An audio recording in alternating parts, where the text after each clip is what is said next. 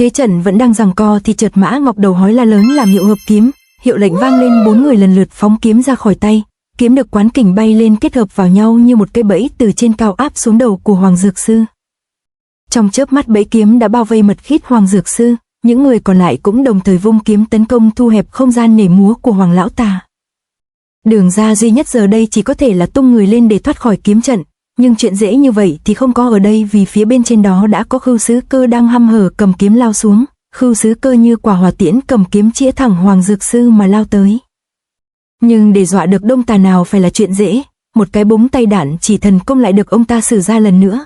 Lần này kình lực được ông ta thổ ra cương mãnh hơn bình thường gấp bội, nên khi kình khí vừa chạm vào mũi kiếm của Khưu Sứ Cơ đã làm nó biến dạng ngay.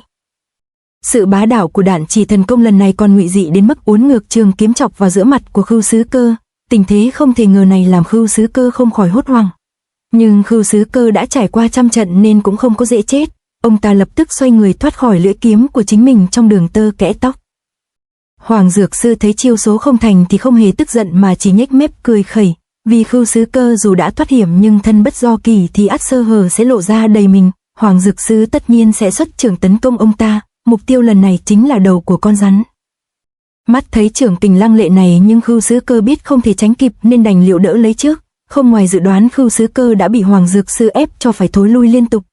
Đám lục tử thấy thế không chút chậm trễ lập tức lao đến phát trưởng hỗ trợ Khưu Sứ Cơ ngay. Tình thế 7 chọi 1 lại một lần nữa được triển khai. Khác với những lần trước, lần này hai bên đã đưa nhau vào thế đấu nội lực. Hoàng Dược Sư nội kinh hùng hậu là lẽ đương nhiên, nhưng khí tức của 7 người toàn chân thất tử cộng lại thì cũng tỏ ra không có kém cạnh. Thiên Canh Bắc Đầu biến hóa vô cùng, nó quả thật lợi hại hơn ta tưởng nhiều. Hoàng lão tà đến lúc này trong lòng cũng phải tỏ ra kính phục trí tuệ của Vương Trùng Dương, vì đã nghĩ ra trận thế biến ảo này. Thế cục chuyển biến sang đấu nội lực thì mấu chốt thành bại sẽ nằm ở thời gian, bên nào chịu đựng được lâu hơn không bị sụp nguồn sẽ là bên thắng. Hoàng lão tà ương bướng không buông làm Khưu Sứ Cơ trong lòng cảm thấy bất an. Hoàng lão tà này nội lực đúng là cực thâm hậu, lẽ nào ông ta muốn lưỡng bại câu thương sao chứ? Đúng như những gì Khưu Sứ Cơ lo lắng, chẳng bao lâu sau nhiệt kình đã bốc lên bừng bừng trên đầu của sư huynh đệ toàn chân thất tử, ai nấy áo sống cũng đã ướt đẫm mồ hôi. Hoàng Dược Sư là người yêu đời nên đương nhiên ông ta chẳng dại gì mà chịu lưỡng bại câu thương với đám đạo sĩ túi này. Ông ta liếc mắt nhìn quanh một lượt tính đường để nhanh kết thúc trận đấu. Đôi mắt Cú Vọ vừa làm việc xong thì đã thấy Hoàng Dược Sư đưa cánh tay đang nhàn rỗi không có việc làm lên. Ông ta nhanh chóng xuất chưởng tấn công về phía người đứng cuối cùng. Chưởng này của Hoàng Dược Sư đang vồ tới thì mái nhà đột nhiên sụp xuống, con người xuất hiện chính là Âu Dương Phong. Dược huynh, tôi tới giúp huynh một tay, các người ỷ đông hiếp ít thật không có chút công bằng gì. Mục tiêu mà Âu Dương Phong nhắm tới là Đàm Sứ Đoan, anh ta cảm nhận được kinh lực áp xuống sau lưng nhưng nhất thời không thể tránh kịp. Không tránh kịp không phải là lỗi của Đàm Sứ Đoan, vì Âu Dương Phong thật sự đã ra tay quá nhanh. Hai bàn tay ấm áp của Âu Dương Phong đặt ngay ngắn lên lưng của Đàm Sứ Đoan làm cho xương cốt của anh ta lập tức vỡ nát. Đàm Sứ Đoan đau đến độ không la lên nổi, lập tức thổ huyết lăn đùng ngã cắm đầu xuống đất. Biến cố xảy ra quá nhanh làm không ai trong đám thất tử kịp ra tay tương cứu. Dù hốt hoảng lo lắng cho Đàm Sứ Đoan, bọn họ cũng không ai dám rời tay khỏi trận pháp Bắc Đầu vì còn bận đấu khô máu với Hoàng Dược Sư. Hoàng Dược Sư thấy Âu Dương Phong không nhờ mà lại chõ móm vào thì bực bội quát nạt ông ta. Ai cần ông ra tay làm gì đâu chứ? Thấy mình ra tay giúp đỡ mà lại bị mắng làm Âu Dương Phong giận tím cả mặt. Thất tử chỉ còn lại có 6 người thì Thiên Cang Bắc Đầu đã không còn đáng ngại. Ta không cần lo lắng về bọn chúng nữa. Ta có thể nhân cơ hội này trừ khử Hoàng lão ta để Kỳ Hoa Sơn luận kiếm sắp tới sẽ ít đi một cường địch. Ông đã không muốn ta giúp thì để ta giúp bọn chúng vậy đi nha. Âu Dương Phong đầu nghĩ tay làm, một trưởng quán đầy kình lực tím mắt ngụy dị đã nhắm thẳng gáy Hoàng Dược Sư mà bổ, áp lực mát cả gáy làm Hoàng Dược Sư chỉ còn biết chờ chết. Hoàng Dung bên trong mật thất thấy vậy cũng lo đến hồn siêu phách lạc. Âu Dương Phong phát kình cáp mô công toàn lực vồ mồi, mọi việc tưởng đã ngon ăn thì đột nhiên Mai Siêu Phong từ bên cạnh lao tới dùng thân mình lãnh chọn trường này thay cho sư phụ. Mai Siêu Phong giờ đây sức tàn lực kiệt, không có khác cây xác không hồn là mấy nên chúng phải trọng trường quán tuyệt này thì máu me ộc ra như suối tức thì. Tình hình biến chuyển đột ngột quá sức tưởng tượng nên Hoàng Dược Sư cùng đám thất tử đồng loạt thu chiêu. Đám người đánh nhau thì bất ngờ hoảng loạn, còn Âu Dương Phong thì trong lòng tiếc rẻ hùi hụi cơ hội ngàn năm bị bỏ lỡ. Mẹ kiếp, còn thối tha làm ta lỡ mất đi việc lớn rồi. Nhược Hoa vừa bỏ tay ra khỏi tay của Khưu Sứ Cơ thì Hoàng lão tà liền phóng qua đỡ lấy Nhược Hoa. Ông ta không muốn đồ đệ yêu của mình phải bị té ngã đau đớn thêm một lần nào nữa. Vừa đỡ được Nhược Hoa vào lòng, Hoàng Dược Sư liền quay ra thoá mạ Âu Dương Phong. Lão độc vật, ông quả thật quá độc ác, quả nhiên là danh bất hư truyền. Huynh đài đã quá khen rồi. Âu Dương Phong chưa vội bỏ đi mà còn chần chừ đứng lại, dường như ông ta còn tiếc nuối việc tốt vừa bị bỏ lỡ. Bên này đám người Toàn Chân Giáo cũng đang bu quanh Đàm Sứ Đoàn. Mã Ngọc bế Đàm Sứ Đoàn lên thì thấy toàn thân anh ta mềm nhũn như cọng bún thì hết sức kinh hãi.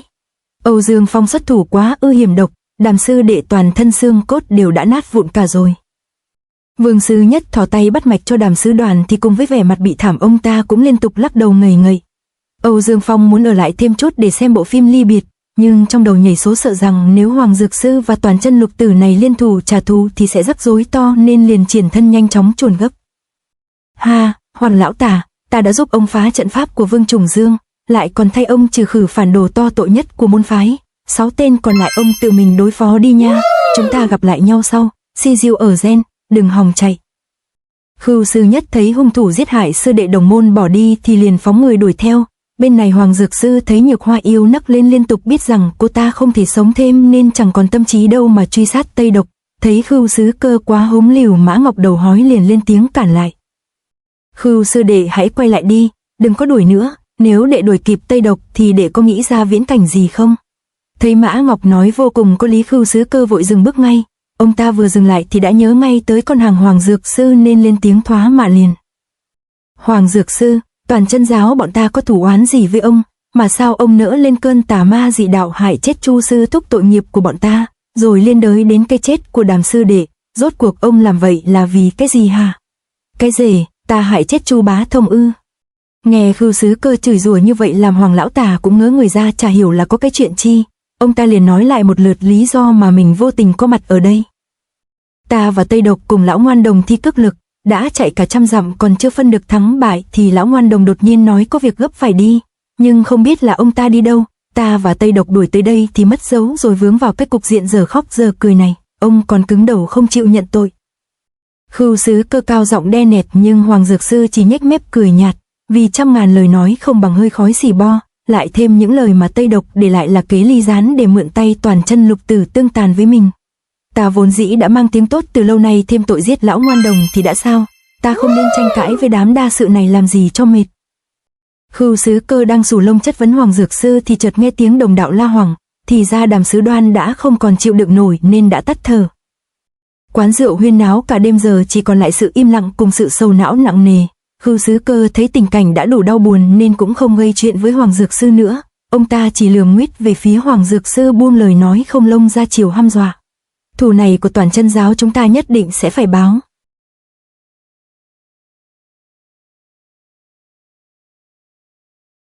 To be continued.